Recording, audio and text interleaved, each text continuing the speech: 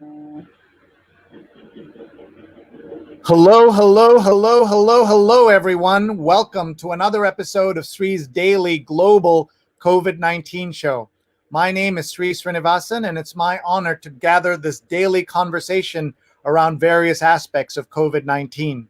This is our 175th show. We've been on the air for 175 days straight out of New York City. We're so grateful to all of you for being here. And to celebrate our 175th episode, we wanted to have an epic event, and this is an epic event. It is not a mass event, it's an epic event. We are going to learn from the WHO about mass gatherings, including sporting events, religious events, and how we move forward from here. We're live with the World Health Organization. Learn what the WHO knows about COVID-19 and mass events. This is the fourth time we've had the honor of talking to folks at WHO. In episode 99, we met the WHO chief scientist, and we also met the director of pandemics. In episode 113, we met the WHO learning team. And in 148, we learned how WHO communicates. Today, we have two very important guests with us. Maurizio Barbeschi is with us. He's the chief scientist. He's the WHO scientist and expert on mass events. He's based in Geneva. And Dalia Samhouri is with us. She is the person who leads health emergency preparedness in WHO's office in Cairo. You'll meet both of them in just a minute. Please share this with your friends and family. They need to watch us and to understand what is happening. So you'll meet Maurizio and Dalia in just a minute. Hi, everybody. I'm Sree. I'm so happy that you're here. I'm the Marshall Loeb Visiting Professor of Digital Innovation at Stony Brook School of Journalism and the co-founder of Digimentors, a social, digital, and virtual events consulting company. Thank you for being here. If this is your first time seeing us, we've been on the air for 175 episodes. In our first 165, we had 1 million viewers, 122 million social impressions, 300 guests from 16 countries and 62 cities. We've had doctors, nurses, and so many other folks. We're very grateful to our producers, Rose Horowitz at Rose Horowitz 31 and at Vandana Menon. So please tell your friends right now, tag them so that they can ask questions of our experts from WHO. So I'm going to bring them on in just a second. You can use the comments to ask questions and to tell us, how are you doing? What are your questions about the mass events? What are you thinking about? How is the sports season started where you are? And multiple sports are starting in multiple ways, of course, in America. So let's bring on to the stage Maurizio and Dalia, and they are respectively the WHO scientist and expert on mass events, and Dalia leads health emergency preparedness in WHO's Cairo office. So let's get started and say hello to them. Hello. Good afternoon, good morning, wherever you are. And good night. Thank you for being here, Maurizio, and thank you, Dalia, for being here. My first question to both of you, how are you doing? How is your family in the middle of this crisis? And then we'll talk about your work. Maurizio, first you. Sleep deprived is the answer. Since the beginning of the pandemic, in the core here, in the offices and elsewhere, we are being really pushing the whole team and everything and everybody else to the limit. We have a role. It's a moment of historical proportion in all good and bad. And we have been preparing for our lifetime to be here now. Back to you. Thank you. And that is the sentence that everyone should understand, that WHO has been preparing for a lifetime to be here. And that's why we are here talking to them. Let's get Dalia and see how she's been doing. Hey, good morning. It's really an honor to be with you here today in this show, and I really hope that everybody's listening find it useful. As Mauricio said, it's just a non-stoppable cycle of work, planning here and there and making sure that we're at the first place, not only preparing countries, but we really also try to prepare ourselves, our families, just to make sure that we are at the level of this event and responding properly.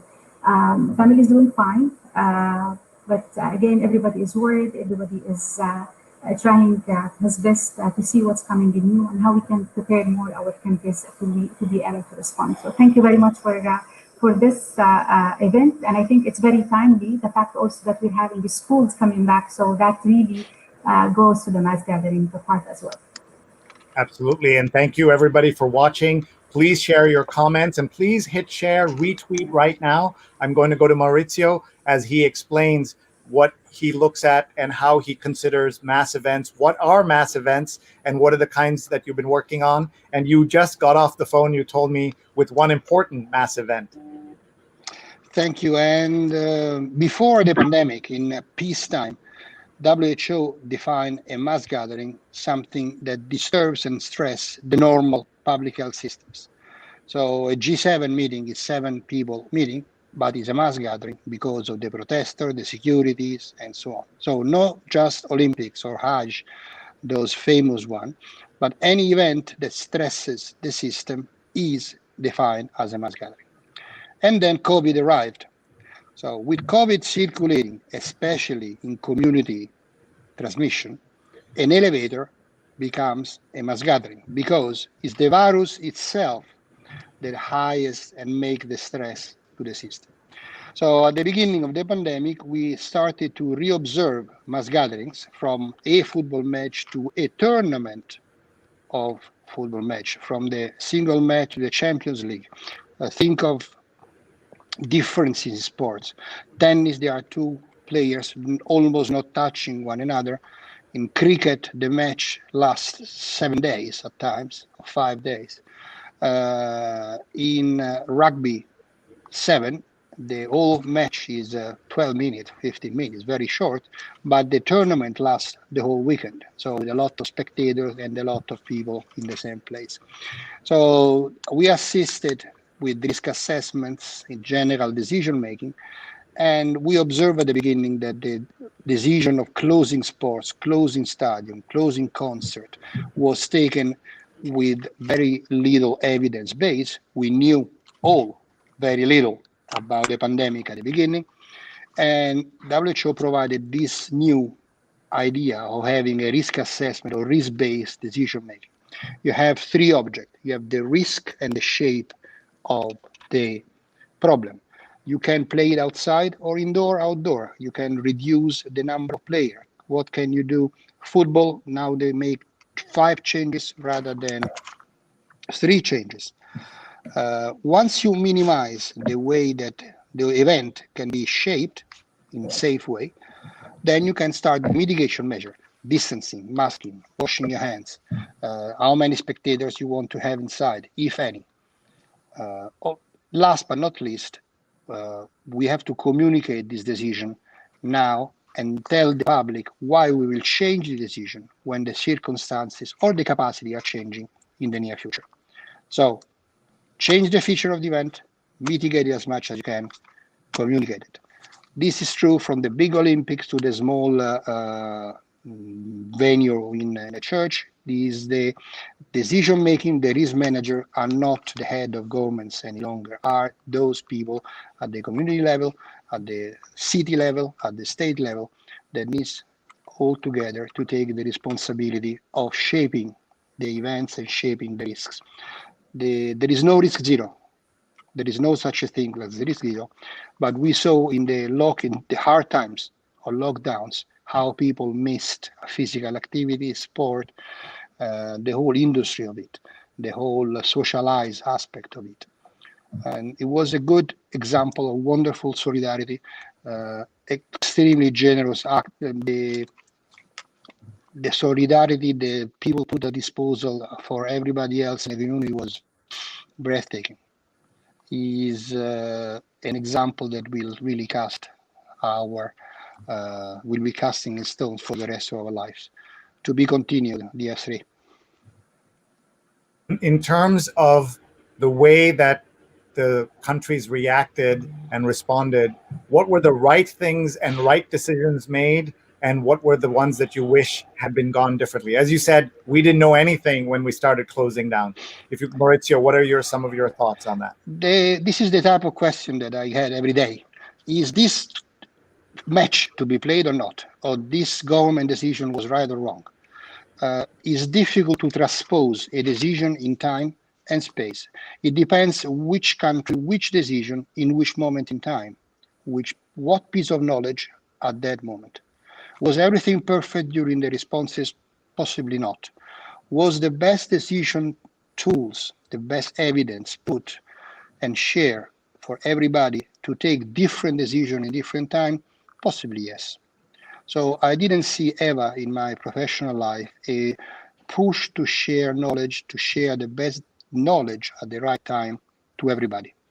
But then it's like cooking. You can write all of the beautiful books on how to cook.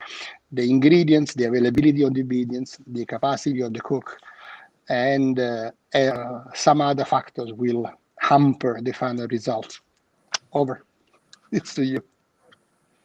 You let Dalia, your thoughts. How's your team preparing? And is it, it's one thing to get guidelines from headquarters in Geneva. In your region, that is the Middle East, North Africa, how are you thinking about it? But the way the preparation. Sorry, Dalia, would you mind speaking up? Our audio is a little bit low. Thank you. I'm trying to raise the voice here. Okay. Is it better? Yes, it is. Please go ahead. Very good. Well, what I wanted to say is that if we want to talk about the Eastern Mediterranean region, and this is where the WHO regional office that I'm working with is located and serving 22 countries. Mass gathering, and particularly the religious mass gatherings, have been really an event that takes a lot of attention. Different types of mass gathering with religious nature is basically going on or has been going on Umrah, Hajj, Ashura, Muharram, Arba'in, and it's really different. The number of people usually participate in these events, the age groups that are participating, the nature of the events, the rituals that participating people are usually follow, the infrastructure in each country, the capacity of each country. It's a different factors that we usually look at in order to understand how the event will be going and what will be the impact of this event related to health threats. And at the moment, as we are speaking about coronavirus, is the main health threat that's basically going on. So having the guidelines is one factor, and our work with countries has really been kind of discussion, consultative process to run the risk assessment that would inform their decisions related to the different mass gathering events. Implementing the guidelines is, as I said, is one factor, but there are other factors that sometimes it's really difficult to control. As you know, that the majority of the countries have been putting a lot of social restriction measures, canceling mass gathering events, lockdowns, curfews, etc. And in the majority of the countries, we started to feel community fatigue. People are not able to continue with these kind of restrictions. They want to see each other one more time. They want to go ahead with their events, and therefore the community understanding and the participation process with the communities to make sure that they understand what is the risk that is involved in running any mass gathering event, how they can prevent themselves from contracting the virus, and how they can prevent others from getting infected with the virus. So these are additional factors that we need to look at. And one more factor is that mass gathering events, sometimes they are a source of income, if you want. They're really a way to increase the financial capacity of the country, the fact that some events involve international travelers. And this also needs to be considered when a country decides to go ahead with the mass gathering event or not. We have seen examples where a country ran a risk assessment in a very, very respectful way and in a multi-sectoral approach where they involve the different sectors that are relevant to this event. And by running the risk assessment, they decided that it would be a high risk if they go ahead with the mass gathering event. And therefore, they put kind of innovative ways to overcome the risks that might be related to running the event by reducing the number of people who will be participating, minimizing the participation of those who are at high risk, increasing more the preventive measures, making sure that we have all the capacities on the ground. And in other instances, we've seen countries not really running the risk assessment the right way, and the different factors have pushed or have been factors to influence the decisions rather than the risk assessment per se. Over. Maurizio, we have a question that's come in from Jonathan in New York. What does WHO think of the 500,000 people who gathered at the Sturgis motorcycle rally in the Dakotas last month? What is your impression of that particular gathering? GS 150. So you have a bias reply, not a WHO reply. What is your? We missed the name of your bicycle, your bike. Yeah. Joke aside, is as I said before, the events can be changed. I didn't see the detail of the event, but I hope that the organizer took the best possible measure to minimize the risks, and the people attending the mass gathering are following the whole precautionary measure. So 500,000 between this size of events is obviously big. I have no idea what was the status of the pandemic in that state, in that city, and what the status of the pandemic in that city after 2 weeks the show stopped, or how the cross-fertilization of cases went through in places where they didn't have anything before. So if you have to have mass gathering, which, as Dalia said, is a positive factor at time, you need to have it in a wise way according to the moment of the pandemic. In New Zealand, they used to play rugby with a full stadium. When Sturgis happened, the US was at the apex of his growing on the pandemic curve, or the epi curve. So those are factors that should be taken in giving any sensible or meaningful answer.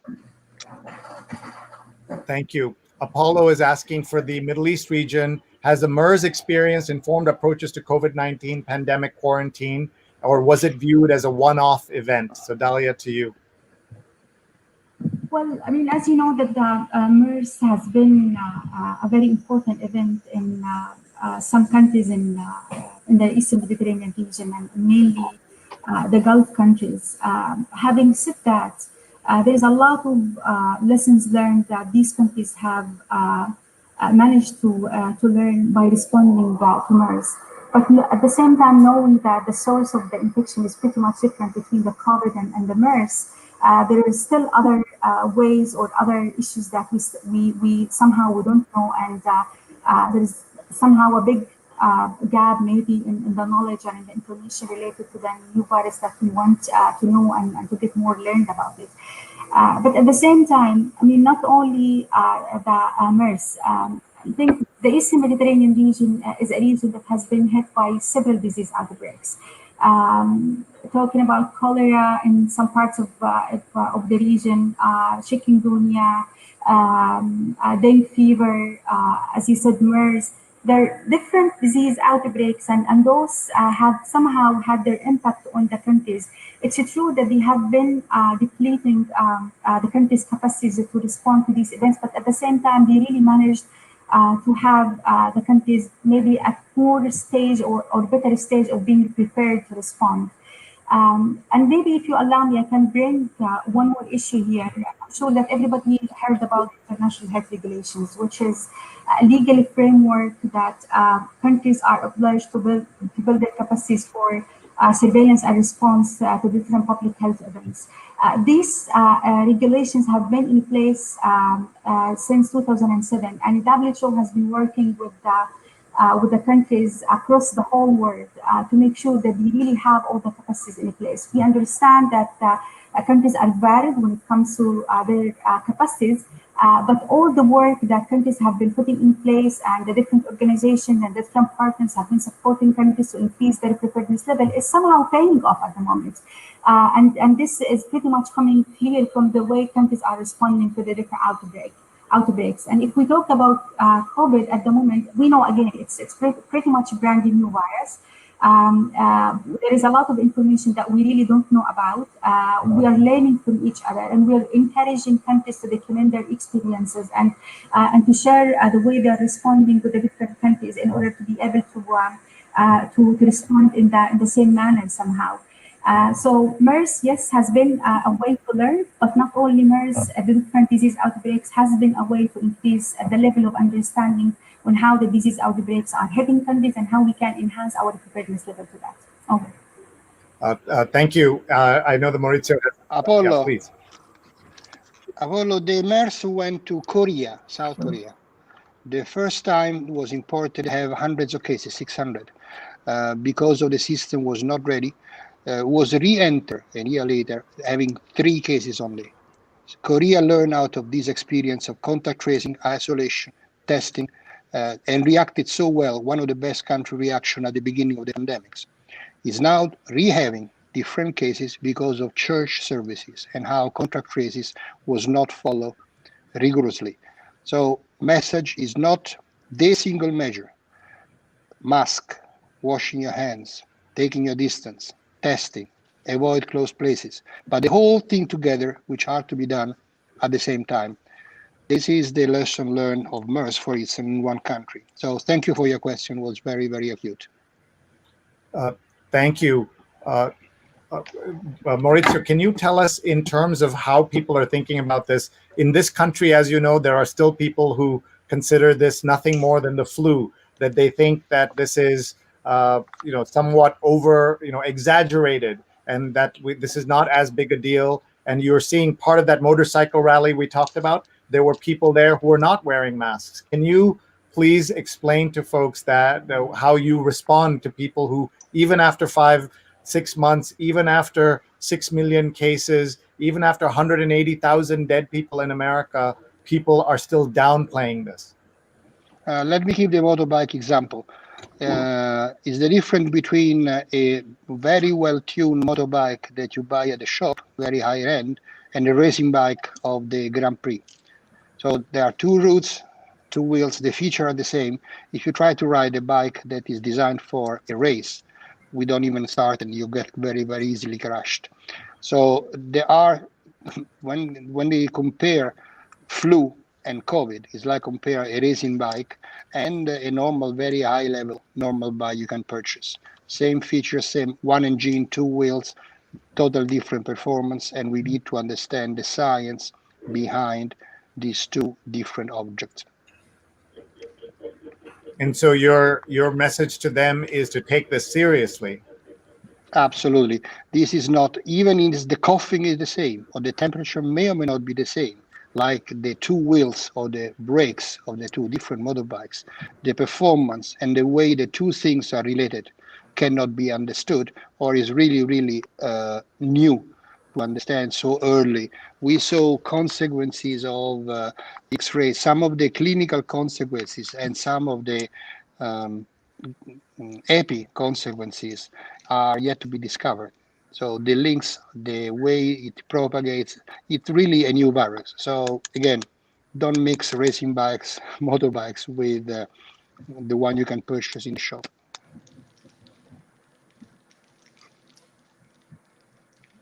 In terms of religious gatherings, what is your guidelines for religious gatherings, and how do you differentiate that from sports and other type schools and gatherings? What is the importance and relevance of religion and religious gatherings?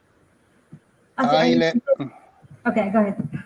No, I let Dalia elaborate because we missed the first part of your question.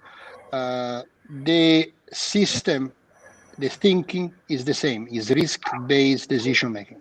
You have to have a risk assessment, and for each, the same mess done in different countries involves different baseline of people, different capacities, different regulation.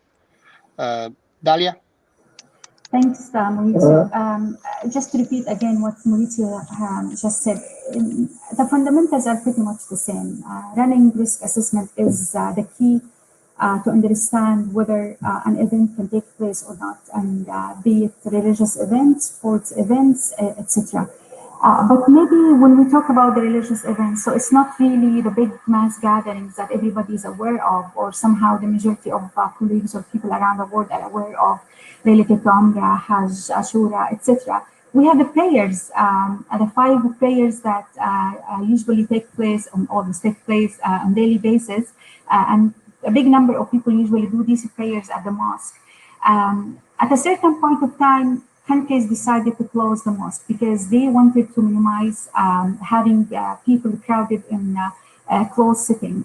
And the decision for closing mosque pretty much has been done based on risk assessment approach and taken into consideration not only the epidemiological factor inside the country on how the disease is transmitting, but also looking into other factors related to the capacity, the public health capacity inside the country that include the surveillance and laboratory testing and the quarantine and the investigation that involved the rapid response teams, and also looking into the health system capacity by making sure that you have trained healthcare workers and having hospitals that would be able to treat the cases and having isolation units and having all the required PPEs.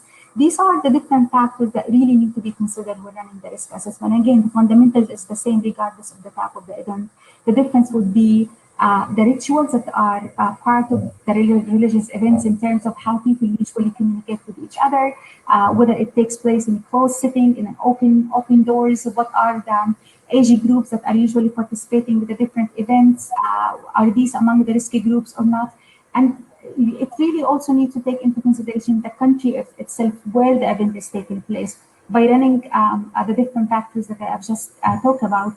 In addition to that, there is one important factor, which is the infrastructure that would really help running the event or putting some innovative ways or some preventive measures in order to lessen the likelihood or the possibility for the infection to be spread from one person to another.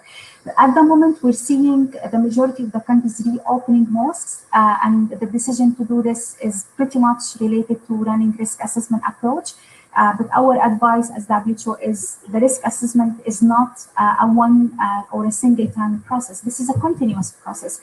Even if the country is deciding to reopen schools, reopen mosques, running some mass gathering events, monitoring and evaluation of the different factors is really important because a decision can be reverted related to the outcomes of the event and how it has been going. We're seeing again countries started to have the on-site education or the on-site learning, and it's a sort of a mass gathering. People, students are sitting in one classroom. They're playing with each other during the physical activity or by having their lunch together.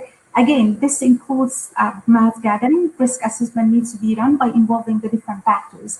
And the risk assessment decision, it doesn't have to be the same across the country because the country, and particularly for the countries that are pretty much with big size, you can see different capacities from one part of the country related to the other parts of the country. And therefore, the decision, it has to be really tailored to the part that we are having the event going on in that part. Thank you. Apollo says taking a break. He's watching from Las Vegas. Happy to take a break from a WHO massive open online class for live learning as he's doing here. We learned in our last session with your colleagues that WHO offers a lot of training for journalists and others. So we're glad that he's able to watch. We have a question for Maurizio. Health experts, this is coming from Amanat Khullar from Scroll.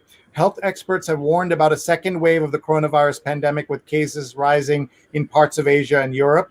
There have also been reports of reinfections. How do you take that into account as you're planning for mass gatherings? Now, there are two parts of the same question. Very good one, by the way. The study of the virus is not yet fully understood. As we said, we are learning by doing.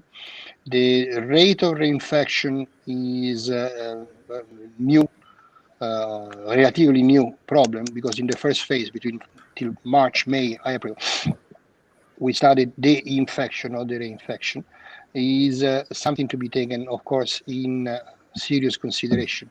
The real part is the type of waves that we are seeing are different. When you have in March, in April, in May, for instance, in Italy or in other countries, the whole community transmission in certain area, now we are seeing clusters and we are seeing groups of clusters. So we are not yet seeing the return into a full community transmission. Let me explain. So you have a situation of total fluid when you have a surface totally, when a river overflows. Then you have the whole land covered. That was the situation at the beginning.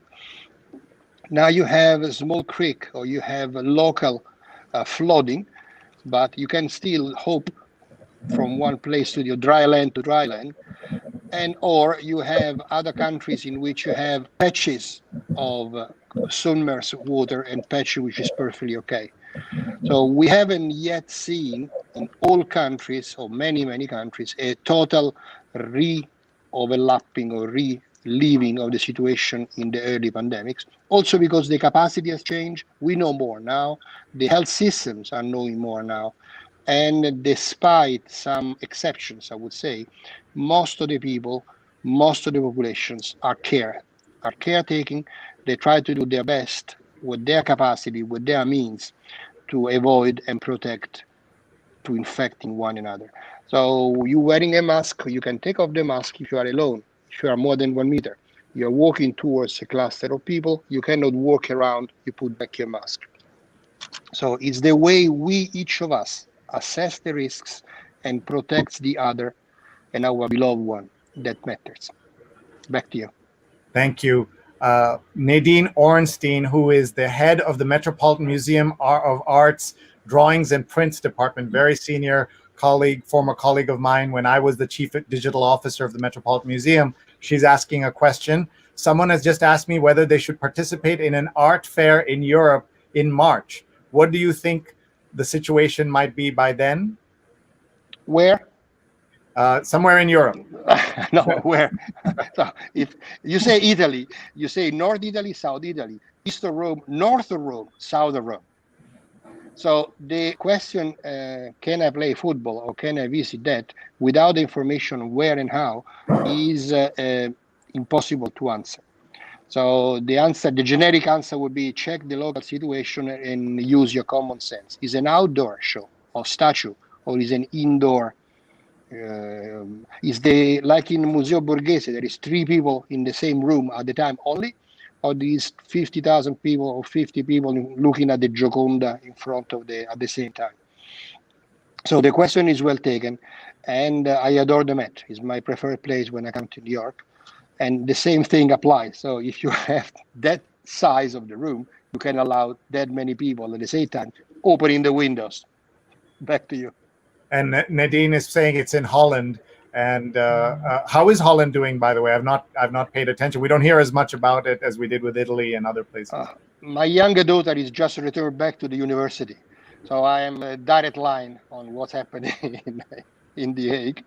The Dutch system worked very well. They had a balanced system between testing and letting the society learn, metabolize how to protect.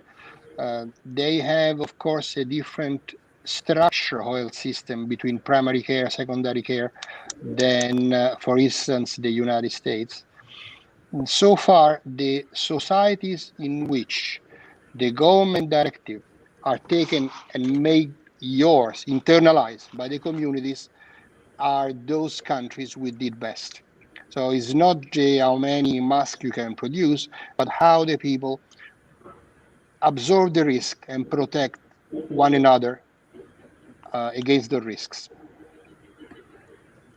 Thank you. We're getting questions about very specific things, like should you be about testing after you come back from a region and all of that. And I know that may be hard to answer, but what are some general guidelines if you want to get on a plane that you should be thinking about? You gave us some about, thinking about the size of where the events are and things like that, but every region seems to be different. Indeed. Let's start from Embro. Dalia. The travel, if you stay in the plane for 20 hours to go to Australia, that in itself is an exposure, because remember, it is not less than 1 meter, but it's less than 1 meter for over 15 minutes. So you can be stand in an elevator for 1 minute, and it's less risk. Dalia. Thanks, Maurizio. I think at the moment, in addition to what WHO has produced lately, a document that includes key considerations for the resumption of international travel. If for each country, at the moment, we are seeing the different airline companies are putting certain measures that need to be completed before the travel. Some of the countries are asking for PCR testing to be submitted maximum 3 days before travel. Some countries are putting entry and exit screening. Some countries are doing asking for the health declaration form to be completed upon arrival. Other countries are asking for self-monitoring of 14 days upon arrival. Others are asking for the quarantine of 14 days or 10 days of quarantine. We've seen different measures being put by each country. So the advice that we're giving to passengers is that they really need to be up to date when it comes to the travel advice related to the country that they are traveling to or traveling from. They need to also to be up to date when it comes to the epidemiology situation of the COVID in the different countries that they're going to or coming from. And of course, the most important thing is that as a person, it would be always wise to minimize or to even to cancel the travels that are not necessary. We know that the travel is pretty much associated with in communicating with people, and sometimes you find yourself in a very crowded situation, whether inside the airport or on board the aircraft or even the ship. And therefore, the different preventive measures really need to be promoted properly in terms of the hand hygiene, in terms of the respecting the respiratory etiquette, in terms of making sure that the physical distance of at least 1 meter is always respected. And if you're not able to respect the distance, the proper use of masks in order to make sure that you're not using it in the wrong way that might be a tool to transmit the infection. WHO also has produced some guidelines related to the management of cases on board ships, the management of cases on board aircrafts, and there are different recommendations and actions that need to be taken by the countries, by the airline companies, by the passengers. So the general advice, please go check the websites, please check the travel advice, make sure that you are up to date, and make sure that you're following the right preventive measures to protect yourself, and cancel your travel if it's not really necessary. Thank you. Sree, I have a question for you. What are the indirect travels problem? For instance, the NBA is now playing in Orlando.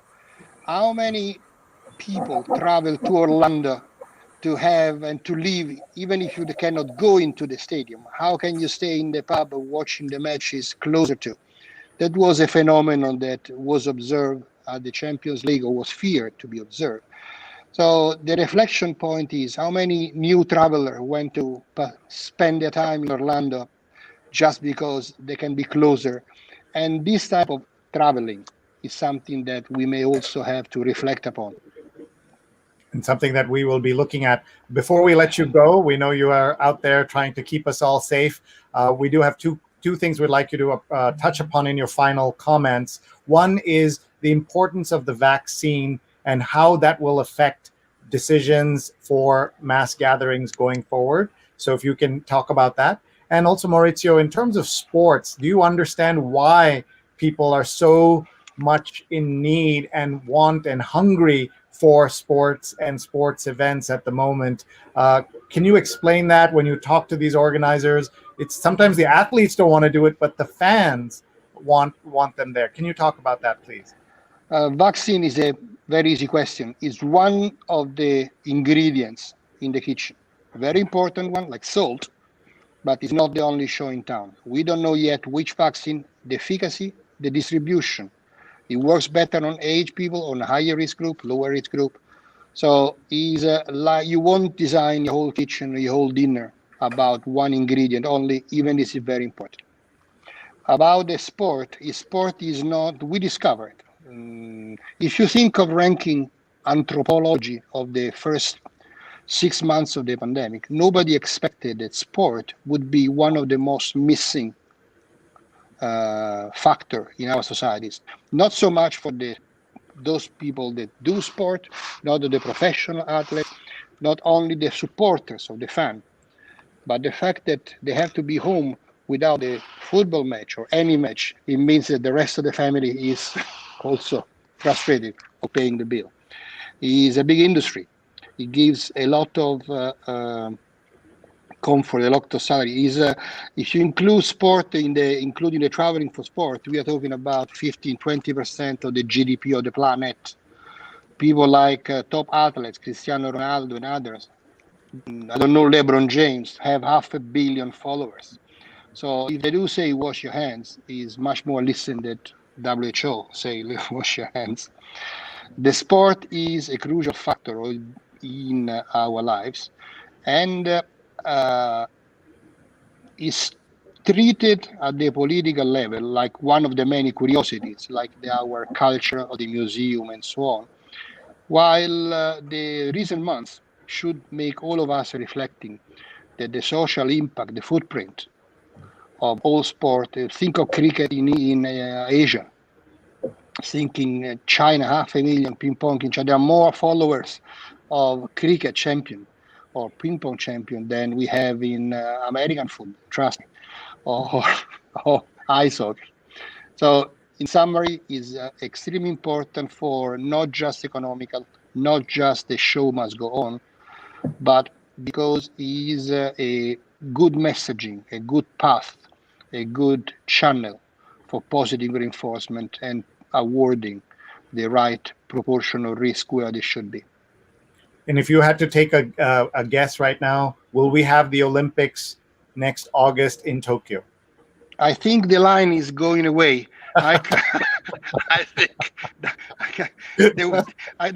I believe I didn't get the question.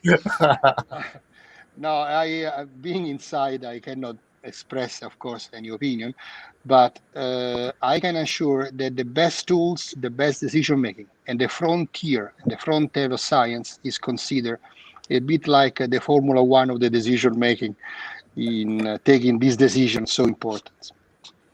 Thank you. And let's get some final thoughts from Dalia.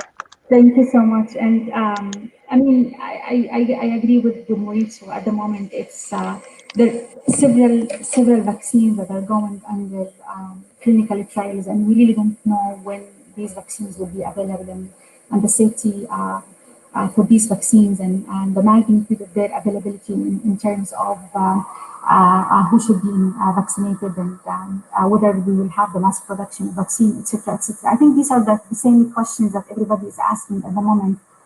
But at the same time, I think we do have some fundamentals that we have been repeating over and over and over in the different WHO guidelines and the different forums and the different press conferences. There are fundamental factors that you really need to always be watchful and always be following them. Hand hygiene, respiratory etiquette, physical distance, use the mask if you're not able to respect the physical distance, and make sure that if you're feeling sick, do not go out, isolate yourself from others, seek healthcare when it's needed. And for governments, we know that it's very important, the early detection of cases, the testing, and the proper quarantine and isolation, depending on the different type of cases that we're seeing. Until we have a vaccine or until we have a proper therapeutics available, these are the fundamentals that have been proven to be effective and they're going very well in the countries. I understand sports events are really important and they can be a way to increase financial rewards to the country. But if we talk about also the religious gatherings, they're very spiritual events. And asking people not to be part of them, sometimes it's not really helpful. People have been going through a lot of stress. Community fatigue has been a major challenge that every country has been facing. I think the key word here, how do we communicate with our communities? How do we make sure that they understand what is the risk? And how do we make sure that they are part of proceeding or putting the preventive measure to protect themselves and to protect their beloved ones around them? So these are my final words. Thank you so much. Here is what Apollo is saying. Thank you for your fulsome and illuminating responses, Drs. Barbeschi and Samhouri. Thank you very much. We wish you both the very best. Thank you for all you're doing on behalf of 7 billion people, you and your colleagues at WHO. We're very grateful to you. Thank you very much. Thank you for having us. Thank you. Bye-bye. Thank you. And thank you, folks. Thank you all for watching. Thank you for supporting the show. We're live every single day as we cover these various aspects of the pandemic. Episode number 175, 175 straight days in lockdown in New York, 175 days of trying to understand how America ended up in the worst possible situation, the worst outcomes of any country in terms of the number of deaths and the number of cases. And what we have understood is this is a failure of leadership, failure of technology, failure of communications. And we want to learn from the rest of the world. And that's why we do this show every single day. We'd love to partner with you if you have ideas. Here's my email address, sree@sree.net. We are always looking for guests. We're looking for speakers, theme ideas, etc. We want to thank our sponsors for helping us have this show and be able to come to you. We're grateful to nonbelievable.com, divinely delicious cookies on a mission, 20% off with the code SREE, nonbelievable.com, and the fundamentals of social media, a free course that I've put together with Muckrack Academy, free certification now available, mrac.co/social. Learn the basics of Facebook, Twitter, LinkedIn, and Instagram, and it's all free. So please sign up for that. We're also grateful to The Inventor in You, a new book, a step-by-step guide to your first invention by Charles Cunnan Carroll, developer of more than 80 patents. He's at Inventor Charles, and guidetoinvention.com is his website. We also want to tell you about one of our event partners, Rise or Fall Together, the One Shared World Interdependence Summit, Thursday, September 17th, a mass gathering, but online, oneshared.world, oneshared.world. Please check it out. Amazing guests, including David Nabarro, the WHO Director General's Special Envoy on COVID-19 preparedness and response. That's on Thursday, September 17th, a free conference you can sign up for right now, oneshared.world. And if you are interested in medical topics, please support She's on Call, a Facebook and YouTube show that runs every Sunday at 11 a.m. Eastern, and you can find it by going to @She's on Call. They always have terrific guests. And with that, we want to thank our fabulous speakers today, Maurizio Barbeschi, who is a WHO scientist and expert on mass events based in Geneva, and Dalia Samhouri, who leads health emergency preparedness in WHO's office in Cairo. And you can find all our conversations, including our 3 other sessions with WHO, on youtube.com/Sreenet, youtube.com/Sreenet. And the last thing we want to show you is that if you'd like to know when we're live and when we're doing these important stories, you can email me, you can subscribe on youtube.com/Sreenet, or we can send you a gentle WhatsApp alert. Just hold up your phone and you will get an alert when we are live. This is not a WhatsApp group. You can just use your QR code reader right now and you will get an alert when we are live. So not a WhatsApp group. Thank you very much, everyone. Please follow the guidelines of the WHO, the CDC, and your home countries, because we want you to be absolutely safe as much as you possibly can, and wear a mask if you can't be distant from other people. Thank you very much, everybody. We'll see you soon. Episode number 175 is in the bag, and we are just so